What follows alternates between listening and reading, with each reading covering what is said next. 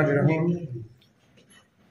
ماشاءاللہ ماہ سیام کا مہینہ شروع ہو چکا ہے، جس کی آج پہلی تاریخ ہے، اور اس پورے کے پورے مہینے میں ماہ سیام کی پہلی تاریخ سے لے کر کے وہ آخری تاریخ تک یہ مسجد عسکری میں ہی نہیں بلکہ تمام کے تمام امت مسلمہ کے جہاں جہاں بھی افراد موجود ہیں، آباد ہیں، یہ ماہ سیام کا احترام اور ماہ سیام کی تعظیم کرتے ہوئے نظر آ رہے ہیں۔ تو انشاءاللہ حسب دستور امسال بھی مسجد عسکری میں، جیسا کہ صدر انجمن امامیہ جناب سید ضامن رضا صاحب نے بیان فرمایا کہ وہ حسب دستور وہ پوری 24 گھنٹے میں جس قدر ممکن ہوتا ہے، ہم سب کی کوشش یہ ہوتی ہے کہ جس قدر ممکن ہو زیادہ سے زیادہ لوگوں کے ذہن تک، لوگوں کے مزاج تک یہ دینی اور سماجی اور قرآنی اور احادیث اور تمام کے تمام احکام اسلامیہ اور شریعت اسلامیہ کی جو بھی قوانین ہیں ان کو اپنے بیانات، اپنے تقریروں، اپنے خطبوں کے ذریعے سے پہنچایا جائے۔ اسی سلسلے میں چونکہ ظاہر ہے کہ ماہ سیام کا مہینہ ہے، سبھی مومنین ماشاءاللہ روزے سے رہتے ہیں، بچیوں میں بھی زیادہ ماشاءاللہ روزے کے پابند ہیں، یہ بہت فخر کی بات ہے، شرف کی بات ہے۔ اس حساب سے وہ اور پھر وہ ایگزام بھی چل رہے ہیں، جیسے کہ ابھی وہ SLC کے ایگزام چل رہے ہیں، اس کے بعد پھر وہ QC کے ایگزام ہو جائیں گے، وہ شروع ہو جائیں گے، اس کے بعد پھر وہ CET وغیرہ کے ایگزام بھی شروع ہو جائیں گے، لیکن اس کے باوجود ماشاءاللہ مسجد مومنیت سے بالکل بھری رہتی ہے، اور ماہ سیام میں خاص کر اس کا لحاظ رکھا جاتا ہے۔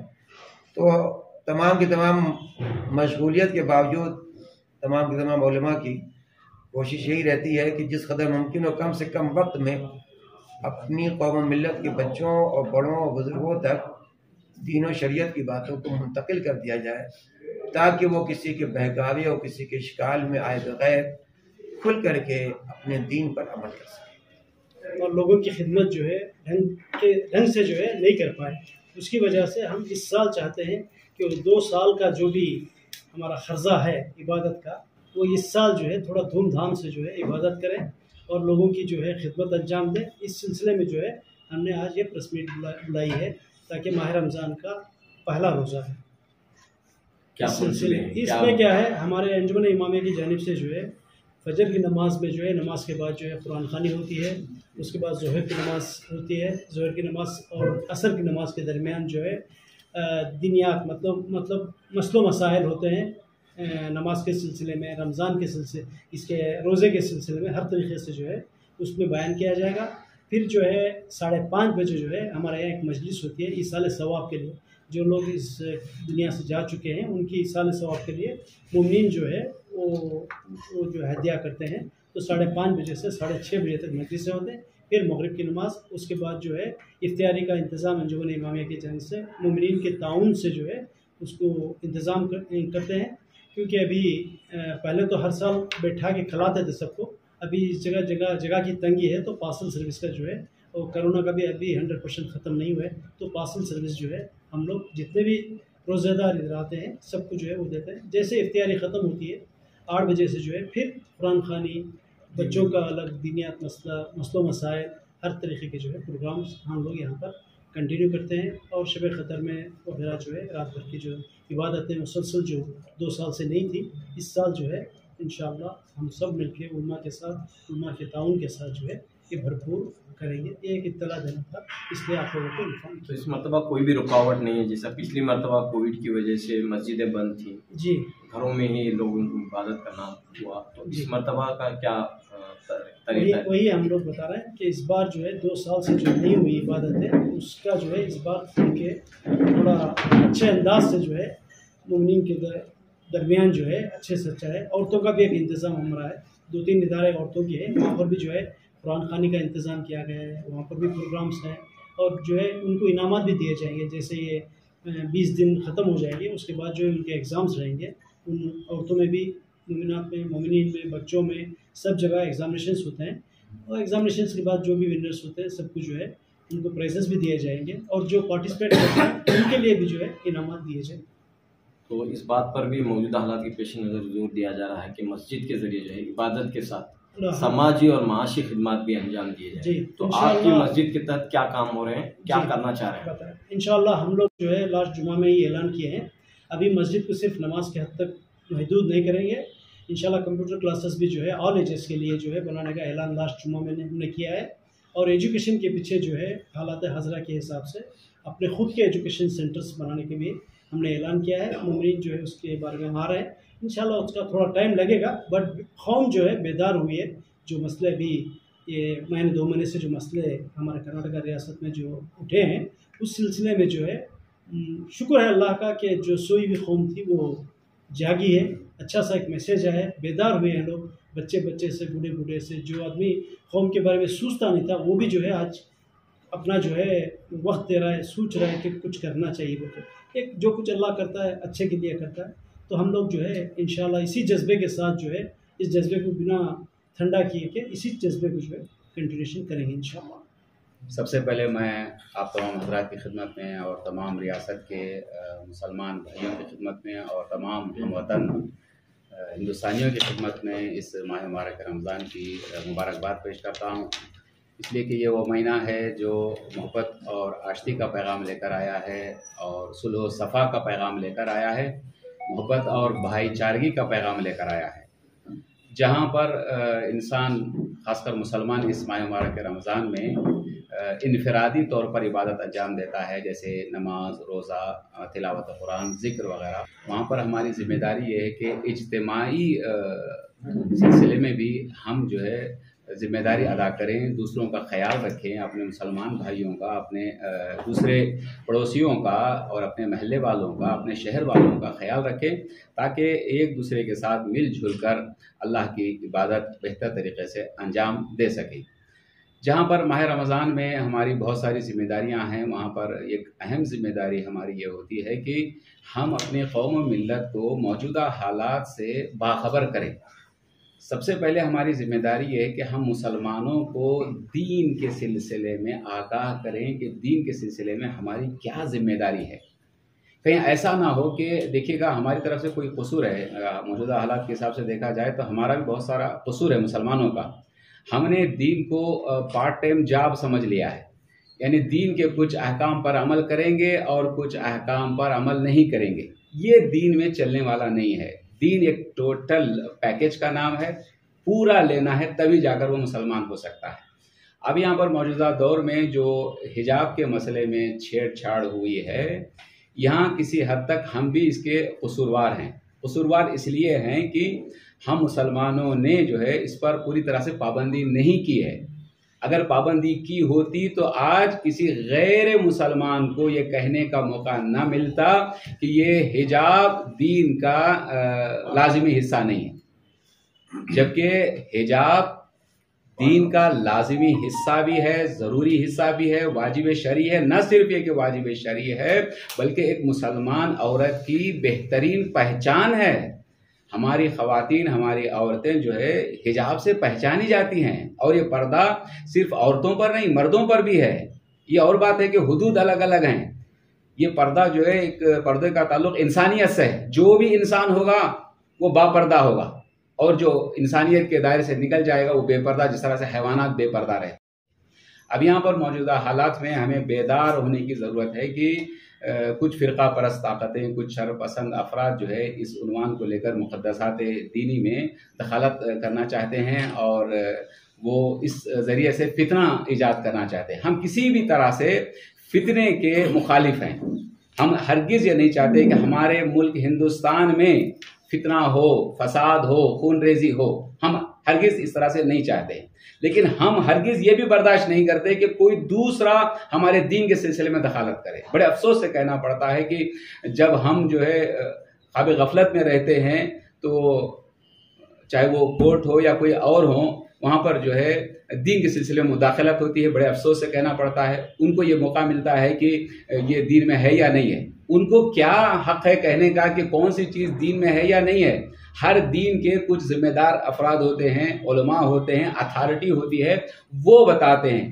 جن کو قرآن پڑھنا نہیں آتا, جن کو قرآن سمجھنا نہیں آتا, جن کو احادیث کی طرف عبور نہیں ہے, وہ کیا بتائیں گے کہ دین میں کیا ہے کیا نہیں ہے. دین کے جو ذمہ دار ہیں، اتھارٹی ہیں، وہ بتا دیں. جو ہمارے اتھارٹی ہیں انہوں نے بتا دیا، فیصلہ بتا دیا، یہ قرآن کا فیصلہ ہے، حجاب حدیث کا فیصلہ ہے، تو اس پر عمل کرنا ہر عورت پر جو ہے وہ لازمی ہے.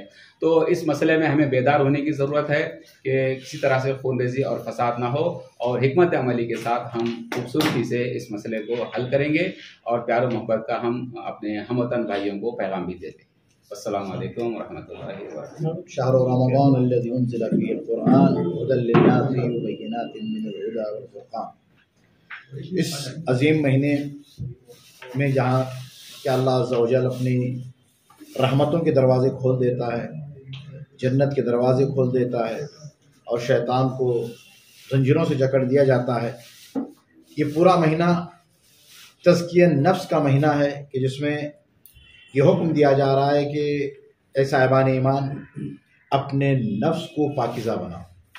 تزکیہ نفس کے لیے سب سے بہترین موقع ماہ مبارک رمضان ہے کہ جس میں عام دنوں میں انسان کھا پی سکتا ہے، سب کچھ کر سکتا ہے، باقی جو امور ہیں، لیکن ماہ رمضان میں اللہ عز و جل کے حکم کے مطابق طلوع فجر سے لے کے مغرب تک اپنے آپ کو ان تمام چیزوں سے کنٹرول کر لیتا ہے، روک دیتا ہے. تو جب ماہ مبارک رمضان میں انسان اپنے آپ کو روک سکتا ہے ان چیزوں سے جو عام دنوں میں جائز ہیں لیکن حالت روزہ میں حرام ہو جاتی ہیں، تو بدرجہ اولا عام دنوں میں ان حرام چیزوں سے انسان اپنے آپ کو بچا سکتا ہے جس کو شریعت نے حرام قرار دیا ہے. تو اب اس میں سب سے بڑا پیغام تو ایک دوسرے کی تکلیف کو محسوس کرنا. ہدف روزہ ایک امیر کا غریب کی غربت، تنگدستی اور فقر اور بھوک اور پیاس کو محسوس کرنا. پھر دوسرا روزے قیامت کی بھوک و پیاس کو محسوس کرنا، یہ روزے کی حالت میں انسان محسوس کر سکتا ہے. اور اس کے ساتھ ساتھ من فطر صائما، خطبے میں رسول اللہ ارشاد فرماتے ہیں کہ جس نے ایک روزے دار کا افطار کیا. اب اس میں افطار سے مراد روزے دار غریب فقیر نہیں، مطلقاً اگر مالدار ارب پتی کروڑ پتی بھی روزہ دار ہے، اگر اس کا بھی آپ اس کی افطاری کا انتظام کر رہے ہیں تو آپ کے لیے بہت بڑا ثواب ہے. اب آئیں اس عظیم مہینے میں کہ جس کا آج پہلا دن ہے، سب ہم یہ عہد کرتے ہیں کہ اس چیز کو مد نظر رکھتے ہوئے کہ پوری انسانیت اللہ کا پریوار ہے. الخلق کلہم عیال اللہ، حدیث قدسی میں ہے کہ تمام مخلوقات اللہ کی عیال ہے. انفعہم اقربہم الی اللہ انفعہم، اور جو اس مخلوقات کو جو فائدہ پہنچائے گا وہ اللہ کے زیادہ نزدیک ہوگا. تو اب اس میں اس مہینے میں ہم اپنے یتیم، غریب، بیوہ، مسکین، ان لوگوں کا خیال کرنا ضروری طور پہ، خصوصی طور پہ اس ماہ مبارک رمضان میں. اور یہ ماہ مبارک رمضان محبت کا مہینہ ہے. بسم اللہ الرحمن الرحیم وبہ نستعین خیر الناصرین ومعین لکل شیء ربیع وربیع القرآن فی شہر رمضان.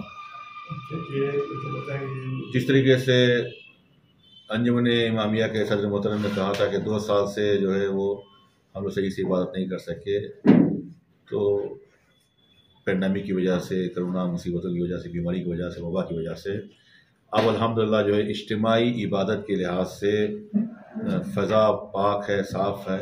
اس حالت میں آج کے ماحول میں دنیا جو پراشر زمانے میں ہم کو چاہیے کہ ہر انسان اپنے مقدس کتاب کی طرف رجوع کرے.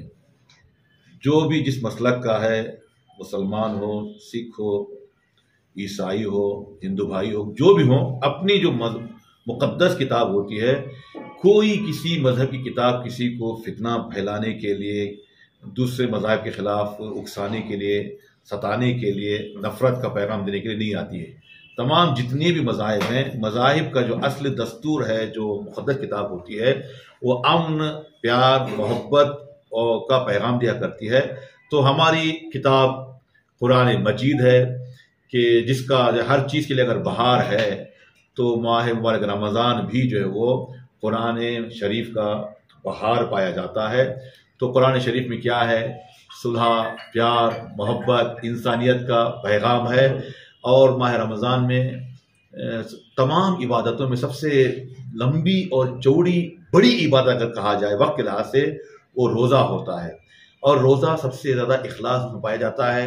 نماز دکھائی دیتی ہے، جہاد دکھائی دیتا ہے، لیکن روزہ اب نہیں مان، اس محفل میں ان تمام مومنین جو لوگ بیٹھے ہوئے یہاں پر، کون روزے کی حالت میں ہے نہیں ہے، اندرونی حالت ہوتی ہے. تو روزہ جس کا فلسفہ جو ہے حضرت صدیقہ طاہرہ بی بی فاطمہ زہرا علیہ السلام نے ارشاد فرمایا کہ وَالصِّيَامَ تَثْبِيتًا لِلْإِخْلَاصِ، روزہ کیوں واجب قرار دیا، اللہ نے فرض قرار دیا ہے؟ اخلاص کو مضبوط بنا دیتا ہے، صبر کو مضبوط، چونکہ ہر چیز کا ایک لیمٹ ہوتی ہے، صبر کا پیمانہ کبھی بھرنے والا نہیں. صبر آپ جتنا بھی صبر کریں گے اس کا پیمانہ اور بڑھتا جاتا ہے، اس کی ظرفیت اور بڑھتی جاتی ہے. لہٰذا یہ مہینہ صبر و استقامت کا، پیار و محبت کا، دوست و آشتی کا مہینہ ہے. ہم جو یہاں سے محبت لٹائیں گے، صبر کا پیغام دیں گے، دنیا کو یہ بتانا چاہتے ہیں کہ بھئی الاسلام و تسلیم. اسلام کا مطلب کیا ہے؟ یعنی ہم آگے آپ کے لیے امن اور سلامتی کا پیغام لے کر آ رہے ہیں، ہماری طرف سے کوئی نقصان ہونے والا نہیں ہے. لہٰذا ہمارے ملک میں ہم چاہتے ہیں امن و امان چاہیے، سکون چاہیے، پیار محبت چاہیے. دیکھیے ہر آدمی، ہندو مذہب ہندوؤں کے لیے مقدس ہے، مسلمانوں کے لیے اسلام مقدس ہے، سکھوں کے لیے ان کا مقدس ہے، ہر اپنی جگہ پر. اس سے ایک قدم اور آگے بڑھیں انسانیت کے نام سے. انسانیت میں سب کے سب برابر ہیں، ہندو مسلم سکھ عیسائی، ہم میں سچ مچ بھائی، تو ہم سب کے سب برابر ہیں. ہم چاہتے ہیں حکومت ہندوستان کے پیغام جو ہے وہ محبت کا پیغام دے. ہم چاہتے ہیں کہ ہمارے ملک میں امن برقرار رہے، سکون برقرار رہے، اور یہ نفرت کی زبان چلنے والی نہیں ہے. اس لیے کہ محبت سے پھول اٹھائے جاتے ہیں، لیکن نفرت میں کانٹوں کے علاوہ اور کچھ ملنے والا نہیں ہے. ہم صدیوں سال سے، ہزاروں سال سے اس ملک میں بھائی کی طرح زندگی گزار رہے ہیں، ایک پریوار کی طرح سے ہیں. یہ ماہ رمضان میں ہم پیغام دیتے ہیں کہ رمضان میں آؤ، ہم آپ کے لیے مہمان نوازی کریں گے، اور آپ کے تہوار میں ہم شریک ہیں، اور آپ کے پروگرام میں ہم شریک، ہمارے پروگرام میں آپ شریک ہیں. ماہ رمضان عبادت کا مہینہ، محبت کا مہینہ، امن کا مہینہ، اور تمام عبادتوں کا خلاصہ یہ ہے کہ ہم چاہتے ہیں کہ جیو اور جینے دو. اس مسئلے میں جو ہے محبت کے علاوہ اور کوئی چیز نہیں پائی جاتی. والسلام علیکم ورحمۃ اللہ وبرکاتہ.